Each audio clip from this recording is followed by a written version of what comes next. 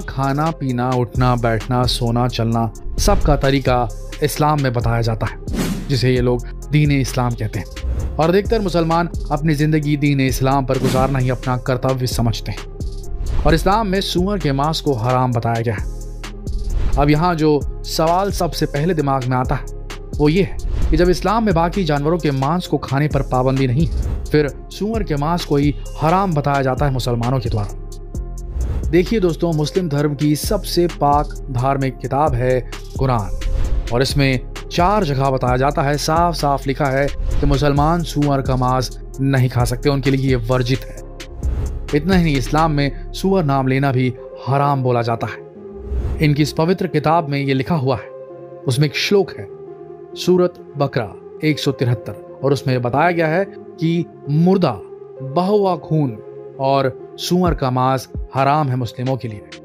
मुस्लिमों को किसी ऐसे जानवर का मांस नहीं खाना चाहिए जो हलाल ना हो, यानी मुर्दा जानवर जो किसी एक्सीडेंट में या किसी अन्य बीमारी की वजह से पहले ही मर चुका हो, उस मरे हुए जानवर को उसका मांस नहीं खाया जा सकता। और इसके अलावा सूअर को तो बिल्कुल भी नहीं खाना चाहिए, यह बताया गया है पवित्र कुरान में। पवित्र कुरान की सूरह 5 आयत 3, सूरह 6 आयत 145, सूरह 16 आयत 115 में भी इस बारे में क्लियर कहा गया है कि मुस्लिम लोगों को सूअर का मांस नहीं खाना चाहिए। इसको कुछ इस तरह समझ सकते हैं, इस्लाम में एक बात साफ साफ बोली गई है कि मुसलमान को गंदगी से बहुत दूर रहना चाहिए। यहाँ साफ बताया गया है कि ऐसी चीजों से भी आप दूर रहें जो गंदी हो। इसलिए मलमूत्र या दूसरी किसी तरह की गंदगी कपड़ों या बदन पर लग जाएगी तो इंसान नमाज तक नहीं पढ़ सकता और ना ही कुरान शरीफ पढ़ सकता है, जब तक वो उस गंदगी को साफ ना कर दे अपने शरीर से। और सूअर तो ऐसा जानवर है जो सभी प्रकार की गंदगी खाता है, फिर चाहे वो इंसानों और जानवरों का मलमूत्र ही क्यों ना हो। ये जानवर गंदगी में ही रहना पसंद करते हैं और यही इनकी फितरत होती है, ऐसा माना जाता है। अब कई देशों जैसे कि ऑस्ट्रेलिया वगैरह में इन्हें अलग फार्म हाउस में पाला जाता है और इनकी खूब देखभाल भी की जाती है, लेकिन इसके बाद भी ये गंदगी खाने का कोई मौका नहीं छोड़ते। यहाँ तक कि अपने और अपने साथियों के मलमूत्र को खाने से भी परहेज नहीं करते। ये बिल्कुल ऐसा ही है जैसे आपने बिल्ली को पालतू बना लिया, लेकिन अगर उसे दूध का भरा कटोरा मिलेगा तो वो चाट जरूर लेगी। ऐसे ही आप सूअर को कितने ही ऐशो आराम में रख लो, उसे सबसे ज्यादा मजा कीचड़ में लौटने और मलमूत्र खाने में ही आता है। इस्लाम में कहा गया है कि खुदा ने सूअर को बनाया ही गंदगी साफ करने के लिए है।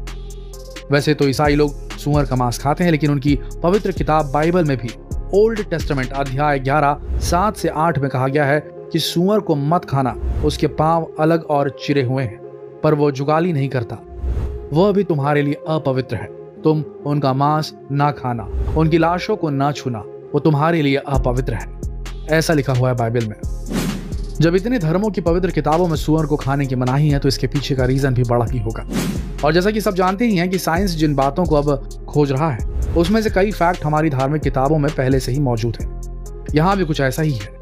आइए जानते हैं कि सूअर के मांस को लेकर साइंस क्या कहता है। हाल ही में कुछ डॉक्टर्स ने बताया है कि सूअर खाने वालों को 57 किस्म की घातक बीमारियां हो सकती हैं।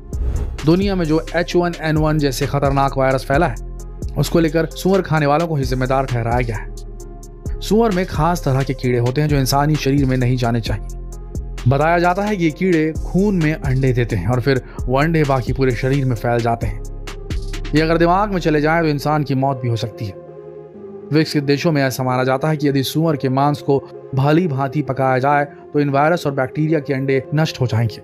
अमेरिका में की गई रिसर्च के अनुसार ट्राइक्योरा से प्रभावित 24 व्यक्तियों में 20 ऐसे थे जिन्होंने सूअर का मांस अच्छी तरह पकाकर खाया था। इससे पता चलता है कि सूअर का मांस अच्छी तरह पकाने पर सामान्य तापमान पर भी उसमें मौजूद रोगाणु नहीं मरते, जो भोजन पकाने के लिए पर्याप्त माना जाता है। ट्राइक्योरा रोग सूअर के मांस को खाने से ही होता है। सूअर के मांस में ऐसे तत्व बहुत कम होते हैं जो मांसपेशियों को विकसित करने के काम आते हैं, बल्कि इसके उलट ये चर्बी से भरपूर होता है। ये फैट रक्त नलिकाओं में एकत्र होता रहता है और अत्यधिक दबाव यानी हाइपरटेंशन और हार्ट अटैक का कारण बन सकता है। और इस फैक्ट को देखते हुए इस बात में कोई आश्चर्य नहीं कि 50% से ज्यादा अधिक अमेरिकियों को हाइपरटेंशन का रोग लगा हुआ है। सूअर को लेकर कुछ और फैक्ट भी हैं जिसे जानने के बाद आपको इस जानवर से और भी ज्यादा घिन आने लगेगी। कहते हैं हम जिस तरह का भोजन करते हैं उसका असर हम पर जरूर पड़ता है। सूअर धरती का सबसे बेशर्म जानवर है केवल यही एक ऐसा जानवर है जो अपने साथियों को बुलाता है कि वे आएं और उसकी मादा के साथ संबंध बनाएं। और पश्चिमी देशों का कल्चर इस बात का पक्का सबूत है कि उनके ऊपर उनके भोजन का कितना असर पड़ता है। कुरान और बाइबल और वैसे ही गीता पुराण भी आज से सैकड़ों साल पहले दुनिया में आए थे, लेकिन उस वक्त उनमें कही गई बात आज भी सच साबित होती है। वैसे कुछ लोग ये भी कहते हैं कि इस्लाम की शुरुआत अरब से हुई, जहां हमेशा से पानी की कमी रही और सूअर रोजाना 30 लीटर से ज्यादा पानी पी जाते हैं। खासतौर पर मादा को अपने ढेर सारे बच्चों को दूध पिलाने के लिए ज्यादा पानी चाहिए ही चाहिए होता है सूअरों की मादा को। अब क्योंकि अरब में पानी की कमी थी, इसलिए वहां के लोग सूअर को पालना पसंद नहीं करते थे और इसीलिए इस्लाम में सूअर को पालना और उसका मांस खाने को मना कर दिया गया। दोस्तों, प्रकृति में हर जीव को उसके काम को प्रॉपरली डिस्ट्रीब्यूट किया गया और सूअर को सफाई का काम दिया गया। देखा जाए तो ये बेहतरीन सफाई कर्मचारी है जिसे ऊपर वाले ने ईश्वर ने पैदा किया है। वह ग्रामीण क्षेत्रों जहां शौचालय आदि नहीं होते और जहां लोग खुले स्थानों पर मलमूत्र त्याग करते हैं, वहां की अधिकांश गंदगी ये सूअर ही साफ करते हैं। लेकिन कुछ भी हो, इनका काम तो थोड़ा सा ऐसा है जो बीमारियां फैला सकता है, क्योंकि ये गंदगी खाते हैं तो इनको खाने से वो गंदगी आपके जिस्म में भी आ सकती है। इसीलिए कुरान में इसे हराम बताया गया है। दोस्तों, ये जानकारी आपको कैसी लगी हमें कमेंट करके जरूर बताएं और इस वीडियो को ज्यादा से ज्यादा शेयर भी करें ताकि लोग जान सकें कि क्यों मुस्लिम सूअर खाने के लिए मनाही करते हैं, उन्हें नहीं खाना होता, और जो लोग इस बात को लेकर फेक न्यूज फैलाते हैं उन्हें भी कुछ सबक मिले। तो दोस्तों, जितना हो सके इस वीडियो को शेयर करें फेसबुक पर, व्हाट्सएप पर, यूट्यूब पर, ताकि लोग जागरूक हो सके। कल मिलते हैं एक और दिलचस्प वीडियो के साथ। तब तक के लिए आप सबका इस वीडियो के अंत तक बने रहने के लिए दिल से धन्यवाद।